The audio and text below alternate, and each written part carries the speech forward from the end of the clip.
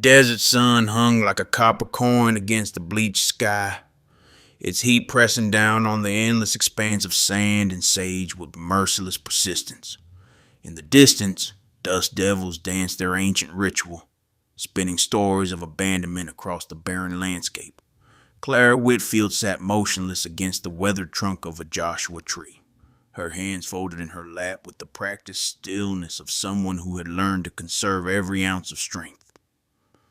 The blue silk dress she wore, once fine enough for Sunday service, now bore the stains of desperation and the cruel indifference of men who measured worth by what the eyes could see. Her own eyes, clouded by the fever that had stolen her sight 3 winters past, stared sightlessly toward a horizon she would never witness again. The wagon tracks that had brought her here were already being erased by the wind, as if the desert itself sought to hide the evidence of this final betrayal. Clara had not spoken aloud since the wagon wheels stopped creaking, since her brother-in-law's voice had grown distant and challenging, since the horses had been turned back toward civilization without her. The silence pressed against her ears like water in a deep well, broken only by the whisper of wind through thorny branches and the distant cry of a hawk circling overhead. Her throat burned with thirst. Her lips cracked despite the careful rationing of the small water flask they had left her. A cruel act, rather than kindness. She knew it would not last another day. The men who had brought her here had spoken in hushed tones, as if her blindness had also stolen her hearing, discussing her fate as if she were livestock that had outlived its usefulness. A burden on the family, they said, a mouth to feed with no hands to work. A woman past marrying age whose affliction marked her as cursed by Providence itself. They had wrapped their cruelty in practical language, speaking of expenses and responsibilities, of the harsh realities of frontier life where every soul must pull its weight or risk dragging others down. But Clara heard beneath their words the more profound truth, the one that had followed her since the fever took her sight. She was no longer seen as human in their eyes, merely an obligation they could no longer bear to shoulder. The afternoon stretched endlessly before her, each moment measured by the increasing burn of sun on her exposed skin and the growing ache in her empty stomach. She had eaten nothing since yesterday's meager breakfast of hardtack and bitter coffee, and the gnawing hunger joined the chorus of discomforts that marked her body's slow surrender to the desert's indifference. Yet Clara did not weep. Tears were a luxury she could not afford in this place where every drop of moisture might mean the difference between one more hour of life or the final surrender to the elements. Instead, she listened with the heightened awareness that blindness had forced upon her, cataloging the sounds that painted the invisible world around her. The scratch of lizards across stone, the rustle of small creatures moving through dried grass, and the subtle shift in the wind's voice as it encountered different obstacles in its path across the wasteland. Her fingers traced the rough bark of the Joshua tree, feeling the deep grooves carved by time and weather, finding in its texture a kinship with her own scarred existence. This tree had survived in impossible conditions, drawing life from soil that seemed to offer nothing, standing sentinel in a place where gentler things withered and died. Perhaps there was strength to be borrowed from its example, courage to be drawn from its stubborn refusal to surrender to circumstances that should have destroyed it long ago, as the sun began its slow descent toward the western mountains, painting the sky in shades of amber and rose that Clara could only remember from her sighted days. The temperature started its nightly plunge toward the bone-deep cold that made desert nights as treacherous as the blazing days. She pulled her thin shawl tighter around her shoulders, knowing it would provide little protection against the chill to come.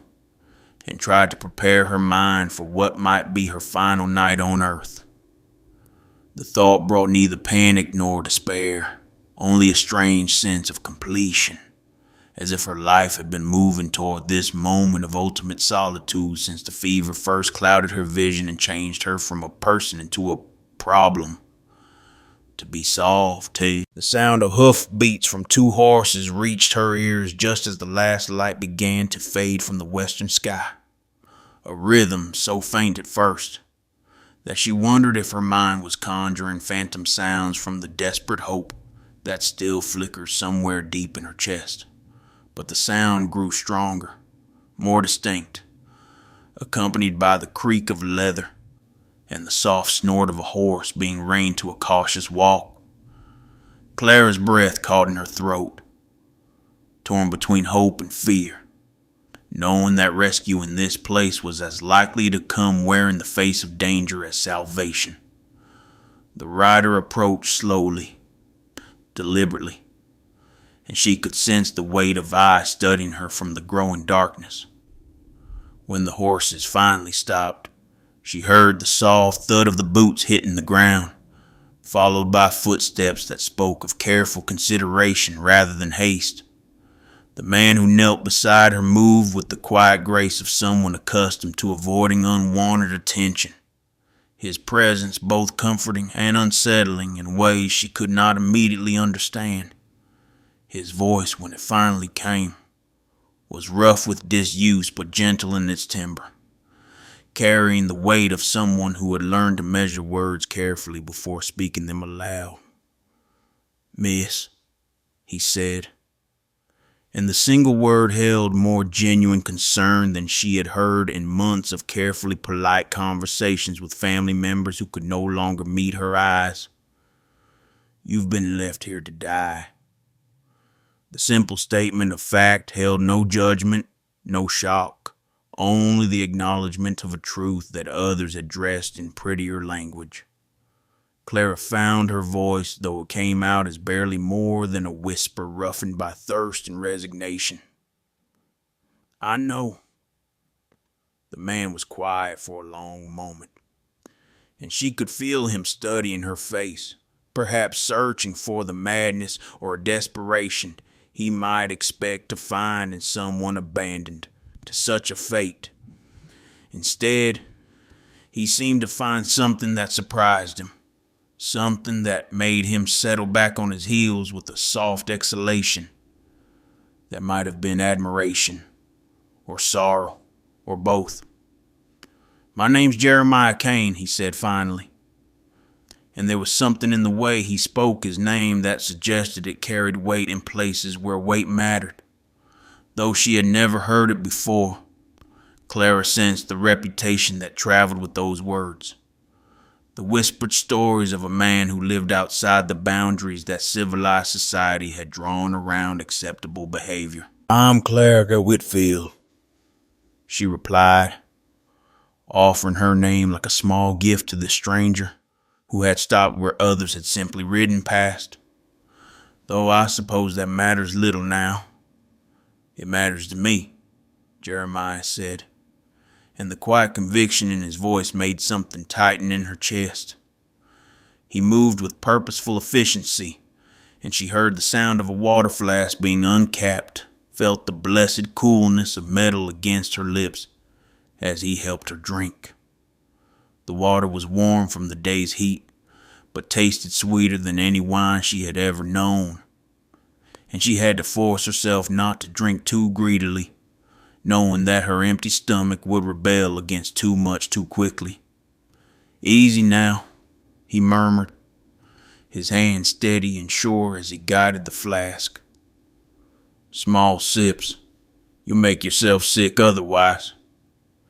As she drank, Clara became aware of other details about her unlikely rescuer.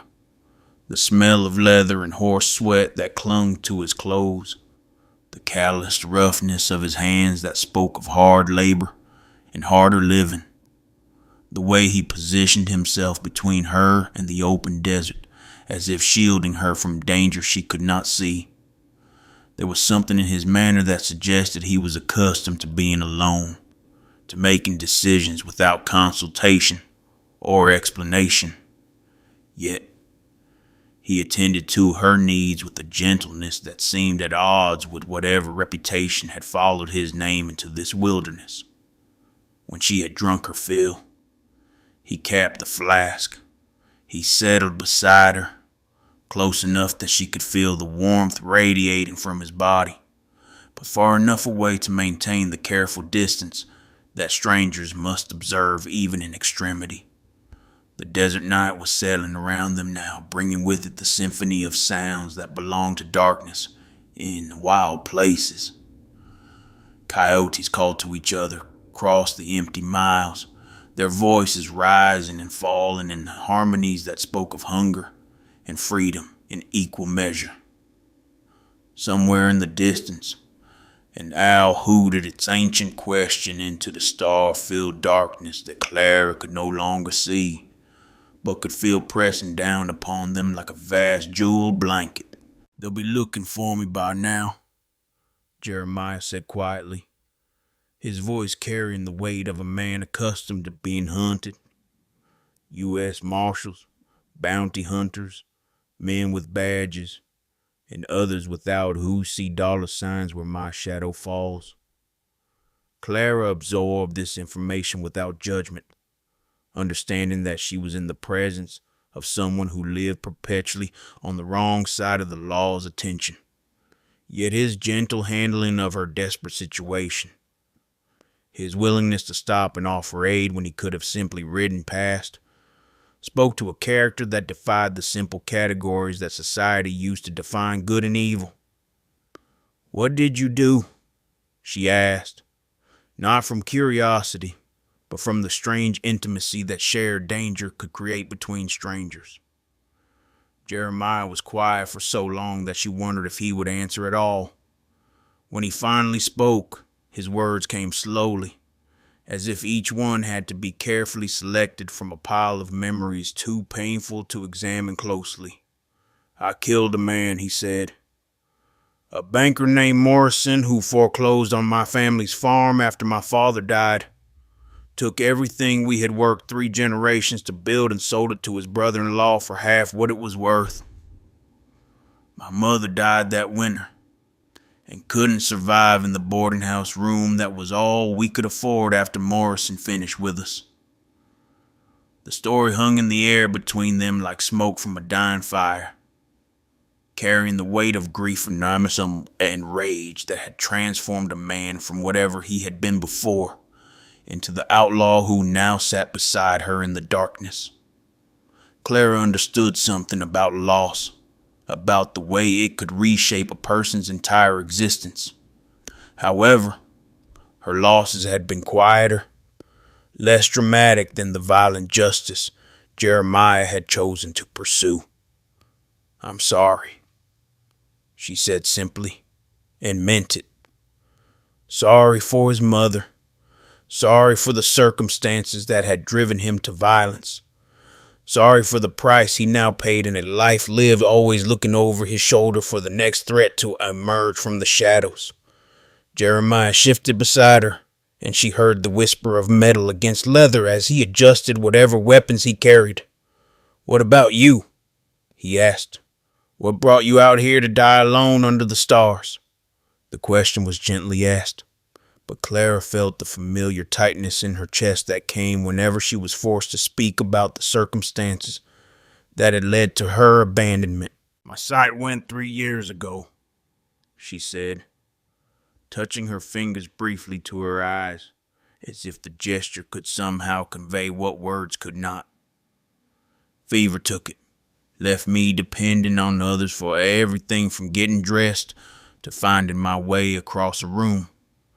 My sister's husband decided I was too much trouble to keep, too expensive to maintain, too unsightly to have around when potential suitors came calling for their daughters. So they brought me out here and left me. Told the neighbors I'd gone to live with distant relatives back east." Clara's voice remained steady as she spoke, though each word carried the weight of betrayal and abandonment that had marked her life since the fever changed everything she thought she knew about her place in the world. She had learned not to expect sympathy from others, had grown accustomed to the way people's voices changed when they spoke to her, becoming either artificially cheerful or carefully distant, as if blindness were contagious and might spread through too much human contact. But Jeremiah's presence beside her held no pity, no uncomfortable shifting away from her disability, only the quiet acceptance of someone who understood what it meant to be cast out from the society that had once claimed them as its own. "That's a hard thing," he said finally, and his words held the weight of genuine understanding rather than empty sympathy. "Takes a different kind of courage to keep living when the world decides you're not worth the trouble anymore." Clara felt something shift inside her chest, a loosening of tension she had carried for so long that she had forgotten it was there. Here was someone who saw her situation clearly, without the false comfort that others offered when they assured her that everything would work out for the best, that God had a plan, that her affliction was somehow a blessing in disguise. Jeremiah offered no such platitudes, only the recognition of one outcast acknowledging another. And in that recognition, Clara found something she had not experienced since her sight disappeared. She found the possibility of being seen as fully human, despite the limitations that others used to define her worth. As the night deepened around them and the desert cold began to bite through their clothes, Jeremiah moved with the quiet efficiency of someone accustomed to making the best of difficult circumstances. He built a small fire from dried sage and Joshua tree branches, the flames dancing between them like a bright barrier against the vast darkness that surrounded their small circle of warmth and light.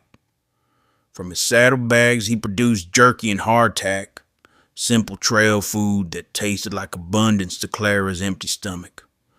They ate in companionable silence, sharing the meal with the easy intimacy of people who understood that survival sometimes required setting aside the social conventions that governed more civilized interactions. As they ate, Clara found herself studying this man who had appeared in her moment of greatest need like an answer to prayers she had been afraid to voice. His movements were economical and sure, speaking of the years he spent living rough and relying on his skills for survival, yet there was nothing coarse or brutal about him. Despite the violence that had marked his past and the dangerous life he now led as a fugitive from justice. Instead, she sensed in him a fundamental decency that had somehow survived the harsh realities that had shaped his existence, a core of honor that existed independently of the law's opinion of his actions. "We can't stay here," Jeremiah said as the fire began to burn lower, his voice carrying the weight of decisions that needed to be made before dawn. "Come morning, someone might come looking, and this fire will have been visible for miles. There's a place I know, a hidden canyon about a day's ride north. Water, shelter, and grass for the horse. We could rest there while we figure out what comes next." Clara felt her heart begin to race at the implications of his words, at the casual way he had included her in his plans, without asking whether she wanted to be included. For months, she had been treated as an object to be managed rather than a person capable of making her own choices, and the sudden return of agency felt both thrilling and terrifying. "But we've just met," she said carefully, unsure whether she was questioning his wisdom or her sudden desire to trust this stranger with her life. "You don't know anything about me beyond what I've told you. Maybe I'm not worth the trouble of saving." Jeremiah was quiet for a moment, poking at the fire with the stick until the embers flared briefly bright. Maybe not, he said finally. But it seems to me that we're both running from different kinds of death, and perhaps we stand a better chance of facing whatever comes next together than we do apart. The simple honesty of his words cut through the carefully built walls Clara had constructed around her heart since her abandonment, reaching something deep inside her that had been waiting for precisely this kind of recognition. Here was someone offering partnership rather than charity, companionship rather than pity, and the distinction felt as significant as the difference between living and merely surviving. "All right," she said, surprising herself with the steadiness of her voice. "But I won't be carried like baggage. I may be blind, but my legs still work, and I won't have you thinking you've taken on a helpless burden." Jeremiah's chuckle was warm and genuine, the first truly joyful sound Clara had heard in longer than she could remember. "Wouldn't dream of it," he said. "Besides, I've got a feeling you're tougher than most folks who can see just fine." They broke camp before dawn, Jeremiah moving through the necessary tasks with quiet efficiency, while Clara organized her few possessions and prepared herself for whatever journey lay ahead. The horse he helped her mount was steady and gentle, clearly accustomed to carrying precious cargo, and Clara felt a moment of profound gratitude for this man who thought to consider her comfort even amid his dangerous circumstances. As they rode north through the growing light, the desert around them began to reveal its hidden beauty, the subtle colors and textures that Clara could no longer see but could sense in the quality of light and shadow that played across her face, in the way the morning air carried different scents as they moved through various landscapes. Jeremiah rode beside her, close enough to offer guidance but far enough away to preserve her dignity, occasionally pointing out landmarks or hazards in a quiet voice that never carried the condescending tone she had grown to dread from others who felt compelled to describe the world to her. The canyon he had spoken of proved to be everything he had promised, a hidden refuge carved from red stone and sheltered by towering walls that seemed to envelop them as they descended into its depths. A clear spring bubbled up from the canyon floor, feeding a small stream that supported cottonwoods and wild grass, creating an oasis of green amidst the harsh desert landscape. Here, in this secret place that existed outside the normal patterns of human habitation, Clara felt something she had not experienced since her sight disappeared. She felt the possibility of peace, the chance to exist without constantly measuring herself against others' expectations or limitations. As Jeremiah tended to his horse and established their camp, Clara explored the small meadows surrounding the spring, her hands trailing through the thick, soft grass that grew beneath the protection of the canyon walls. For the first time in months, she allowed herself to imagine a future that extended beyond mere survival, to consider the possibility that this unexpected partnership might offer something neither of them had dared to hope for when they faced their struggles alone.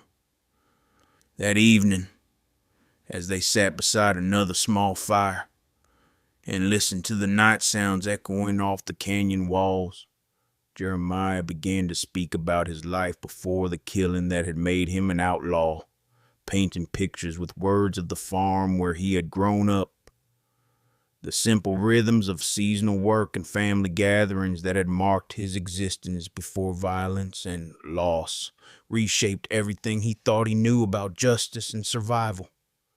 Clara found herself sharing her own memories in return, stories of her life before the fever, the small joys and ordinary sorrows that had filled her days when she could see the faces of people she loved and move through the world without depending on others for guidance.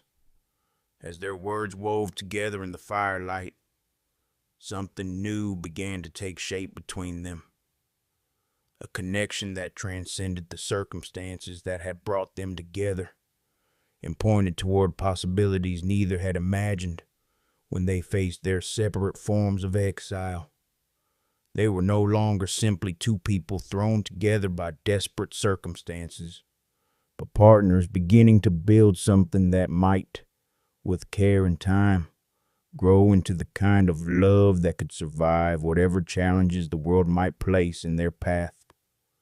The desert that had seemed so hostile and unforgiving just days before now felt like a sanctuary, a place where two outcasts could discover that being cast out from one world might be the first step toward finding another, better one, that they could build together from the ground up. 3 weeks passed in the hidden canyon like a dream painted in shades of red stone and silver water, each day bringing new small discoveries as Clara and Jeremiah learned to navigate the delicate balance between independence and interdependence that would define their unusual partnership. Clara had insisted on contributing to their daily survival, using her hands to identify edible plants that Jeremiah's eyes might have overlooked, her heightened hearing to detect the approach of game animals long before they came within rifle range. In return, he served as her eyes for tasks that required sight, describing the world around them with a painter's attention to detail that gradually allowed her to build mental maps of their temporary home. The spring mornings found them working together to improve their camp. Clara wove baskets from willow branches, while Jeremiah expanded their shelter against the canyon wall. Their conversations flowed as naturally as the stream that provided both water and a constant, gentle music to accompany their tasks. She learned that his hands, so capable with weapons and survival tasks, could also carve delicate figures from soft stone, creating miniature sculptures that she could appreciate through touch, even though she could not see their beauty. He discovered that her blindness had sharpened not only her hearing, but her memory, allowing her to recite entire books of poetry and passages of scripture that painted vivid pictures of worlds beyond their canyon refuge. Yet even in this sanctuary, they both understood that their peace was temporary, that the outside world would eventually intrude upon their carefully constructed isolation. Jeremiah never spoke directly of the dangers that followed him. Still, Clara could sense his constant vigilance in the way he positioned himself between her and the canyon entrance, as well as in the careful attention he paid to sounds that might signal the approach of unwanted visitors. She had grown sensitive to the subtle changes in his posture and tone that indicated when his past was pressing most heavily upon his consciousness, and she learned to offer comfort through her presence, rather than through words that might seem to minimize the very real threats that haunted his existence. On the 24th morning of their stay in the canyon, those threats finally materialized in the form of 3 riders who appeared at the canyon rim like dark birds against the dawn sky. Clara heard them before Jeremiah saw them, the sound of shod hooves on stone carrying clearly in the thin morning air. She touched his arm gently, directing his attention upward, and watched his entire body go rigid as he recognized the shapes moving along the canyon's edge. U.S. Marshals, he said quietly, his voice carrying the weight of inevitability rather than surprise. They've been tracking me for weeks. Probably picked up our trail at Joshua Tree, where they left you. Clara felt ice settle in her stomach as she understood the implications of discovery. These men had not come to negotiate or offer terms. They represented the final accounting for choices Jeremiah had made in grief and rage, and their presence meant that the sanctuary they had built together was about to be shattered by the intrusion of a justice system that recognized no distinction between murder and desperate vengeance. But what shocked her was the calmness with which she accepted this development, the absence of panic or despair that she might have expected to feel when confronted with the end of the brief happiness she had found in this hidden place. Instead, she felt a strange sense of completion, as if the past weeks had served their purpose in showing both of them what was possible when two damaged people chose to trust each other completely. "I won't let them take you," she said, surprising herself with the fierce conviction in her voice. Jeremiah turned to her, and she could feel his gaze upon her face with an intensity that seemed to burn even without sight to confirm it. "Clara," he said gently, "there are 3 of them, and 1 of me. This isn't a fight that ends well for anybody." "Maybe not," she replied, her hands moving with sudden purpose to the pile of stones they had collected for reinforcing their fire pit. "But it doesn't have to end the way they expect either." What she had in mind was born of desperation and the peculiar advantages that blindness had given her. A plan that depended on her ability to move through darkness with confidence, while others stumbled and hesitated.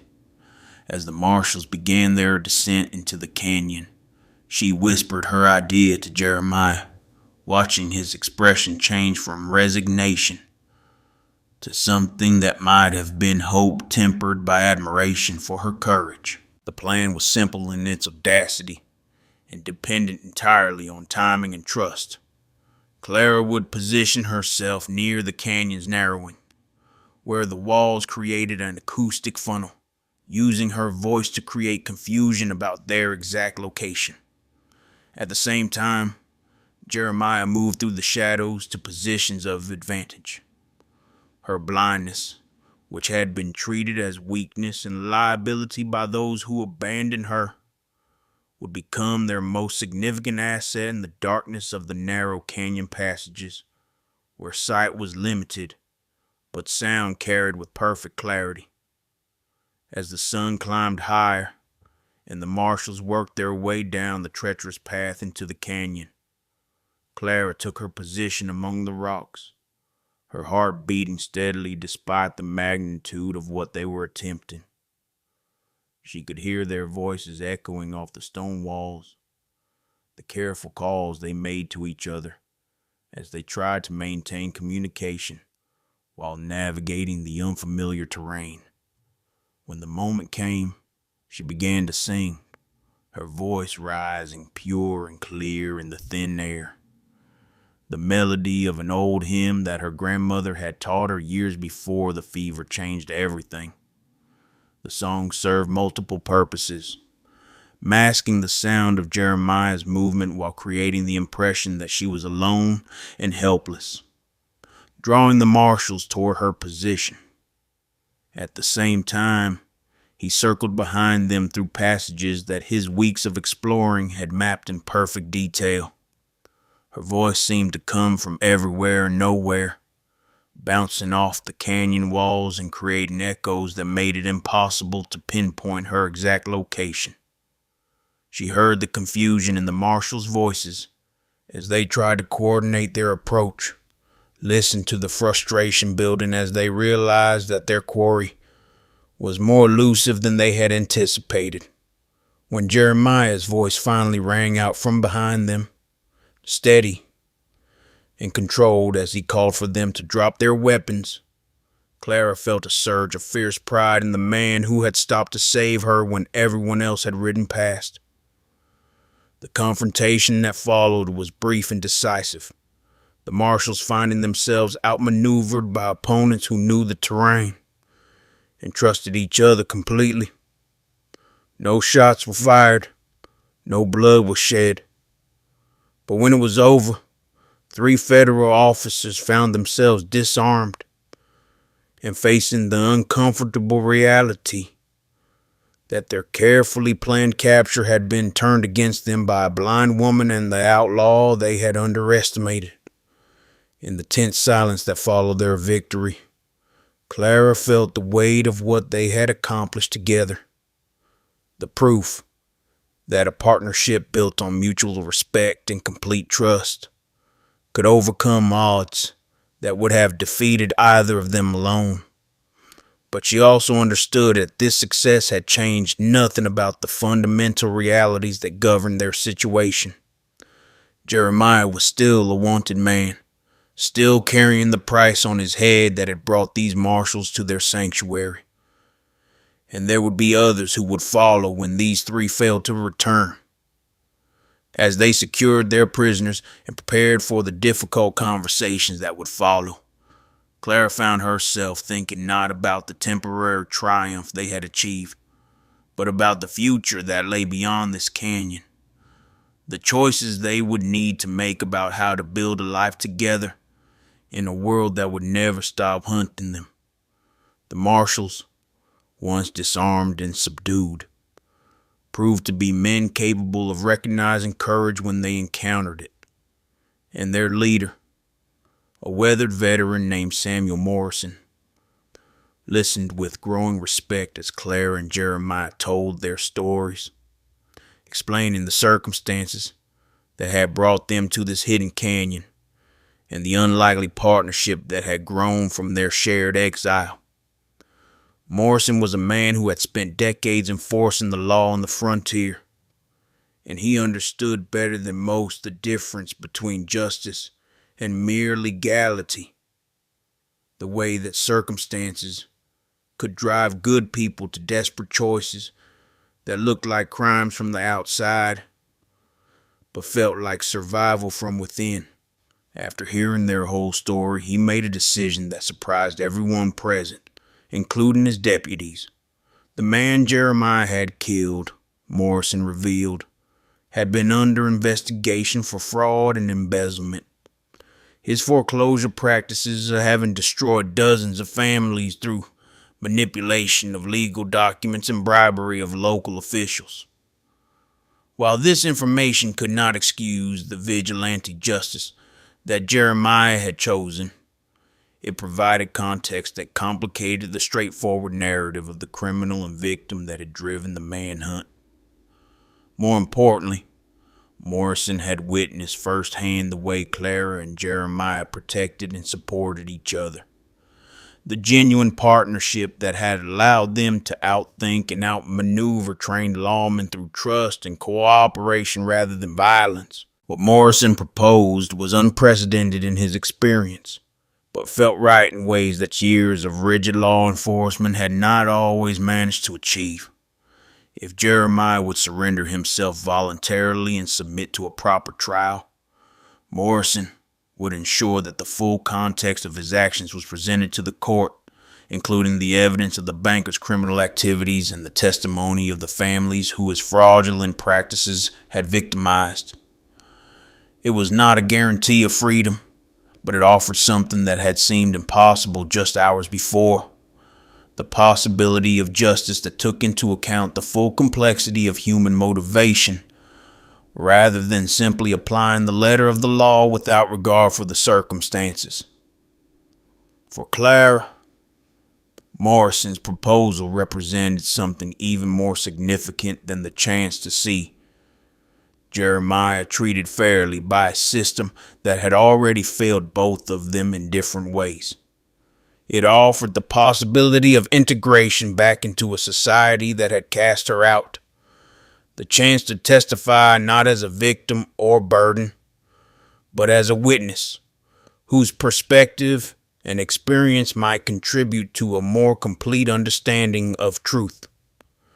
The blind woman, who had been left to die in the desert, would return not as an object of pity, but as someone whose courage and intelligence had played a crucial role in bringing about a more nuanced form of justice than anyone had imagined possible.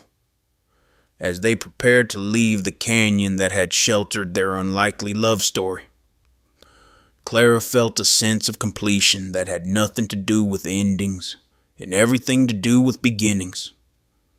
She and Jeremiah had found each other in the deepest wilderness of their separate exiles, had built something beautiful and strong in the space between abandonment and hope.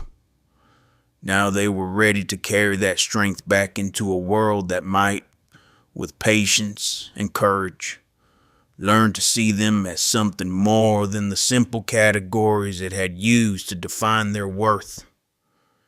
The desert that had been meant as Clara's grave had instead become the birthplace of a love that could survive anything the world might place in its path.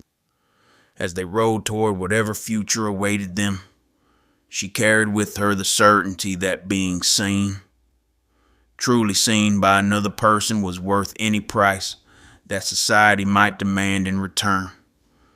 2 years later, Clara Whitfield Kane stood in the garden behind the small house they had built just outside Prescott, her hands deep in rich soil as she tended the vegetables that would feed their growing family through the winter months ahead. The trial had ended better than anyone had dared hope, with Jeremiah receiving a sentence of time served and community service, rather than the hanging that had once seemed inevitable. The judge having been swayed by the testimony of the families who spoke of the banker's crimes and the evidence that Clara herself had helped to uncover through her remarkable memory for details that others had overlooked. The garden around her was a testament to what could grow when two people committed themselves entirely to nurturing something together. Rows of corn, beans, and squash were arranged with the practical efficiency of people who understood the value of every seed, every drop of water, and every hour of sunlight. She moved between the plants with the confidence of someone who had learned to navigate by senses other than sight, her hands reading the language of leaves and soil, with fluency that would have amazed those who had once pitied her blindness as a limitation, rather than recognizing it as a different way of experiencing the world.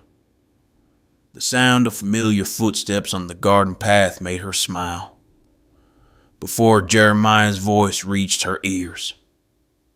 The cadence of his approach was as recognizable to her as her heartbeat, having shared every aspect of their daily lives for months.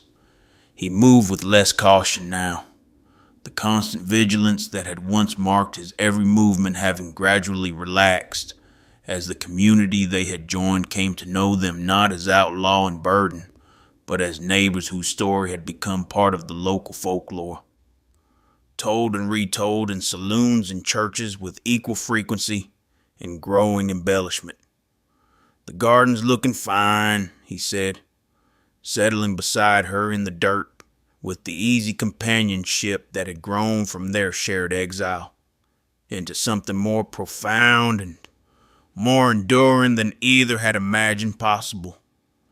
During those desperate weeks in the desert, Clara's fingers found his automatically, their hands intertwining with the practiced intimacy of people who had learned to depend on touch to communicate things that words could not always convey. She could feel the calluses that marked his palms, different now from the ones he had carried as an outlaw.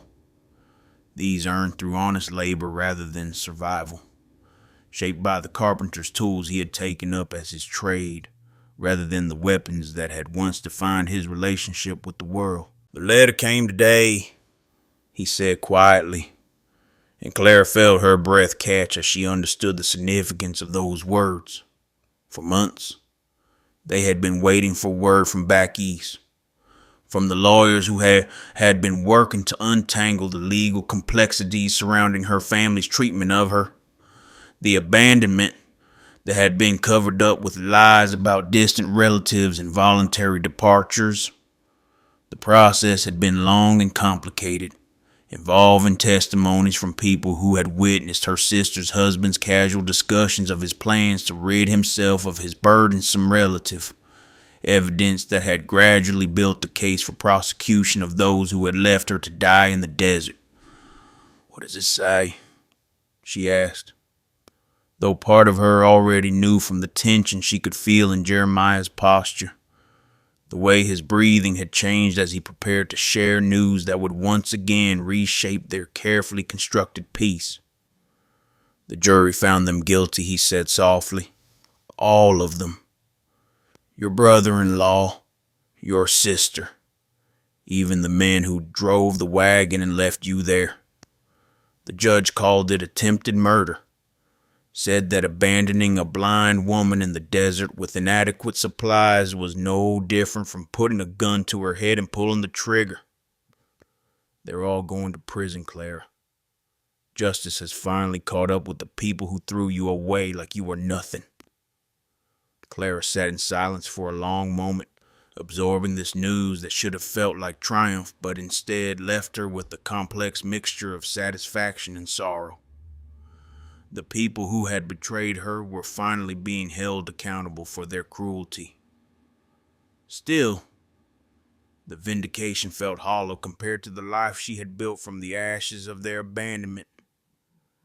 She had moved so far beyond the person they had tried to destroy that their punishment seemed almost irrelevant, a closing of accounts that belonged to someone she used to be, rather than the woman she had become, through love and partnership, and the daily choice to see possibility rather than limitation. "I should feel happier about this," she said, finally, surprised by the flatness in her voice. "But mostly I just feel tired. Tired of carrying anger that doesn't serve any purpose anymore.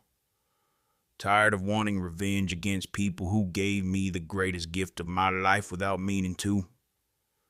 Jeremiah's arm came around her shoulders, pulling her close against his side with the gentle strength that had become her anchor in a world that had once seemed determined to cast her adrift. "How do you figure that?" he asked, genuine curiosity in his voice, rather than challenge or disagreement. "Because if they hadn't left me in that desert," she said, leaning into his warmth and feeling the steady rhythm of his heartbeat against her cheek, "you never would have found me. We never would have found each other.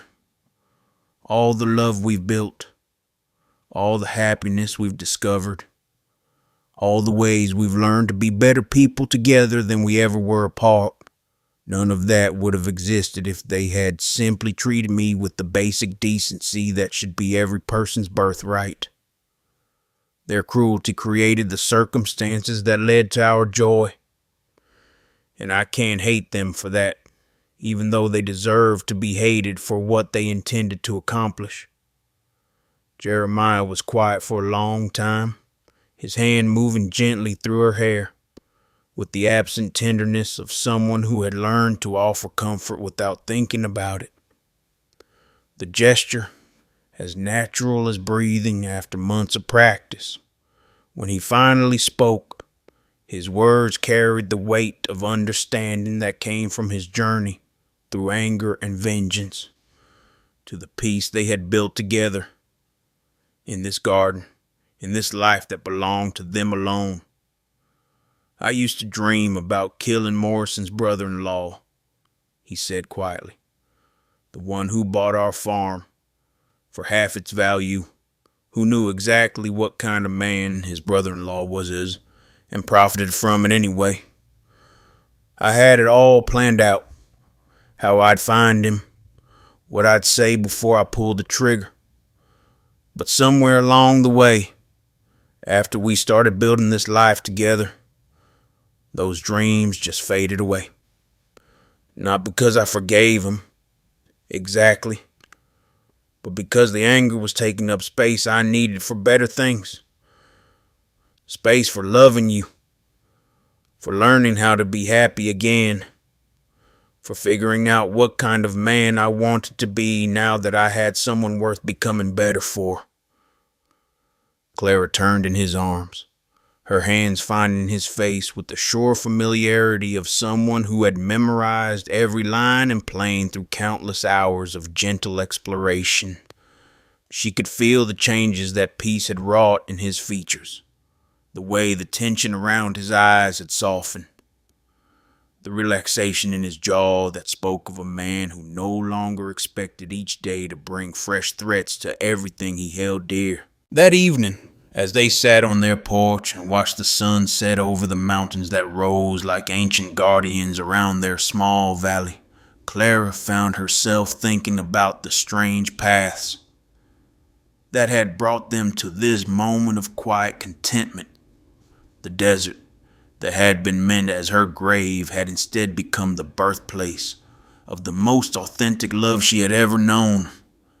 And the man who had been running from his past had found in her someone worth building a future with. They had both been broken by the world's cruelty, cast out by systems and people that should have protected them. Still, in finding each other, they had discovered that being broken was not the same as being destroyed. That two damaged people could create something whole and beautiful if they approached the work with patience and complete honesty about their scars. The garden around them rustled gently in the evening breeze, the plants they had nurtured together bearing fruit that would sustain them through the seasons to come. And Clara felt a deep satisfaction in the knowledge that they had built something lasting from the fragments of their separate ruin. Tomorrow would bring new challenges, as all tomorrows did. Still, she faced the future with the confidence of someone who had learned that love was not about perfection or the absence of difficulty, but about the daily choice to stand together against whatever the world might place in their path. The blind woman who had been left to die in the desert had become someone who could see more clearly than most people with perfect vision.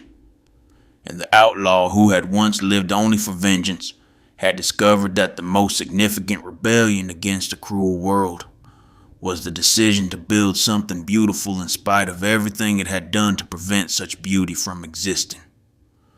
As the stars began to appear in the darkening sky above them, Clara reached for Jeremiah's hand, their fingers intertwining with the practiced ease of people who had learned that the most precious things in life were often found in the spaces between abandonment and hope, in the willingness to trust a stranger's kindness, even when experience had taught them that such trust was dangerous, in the courage to believe that redemption was possible, even for those whom society had declared beyond saving.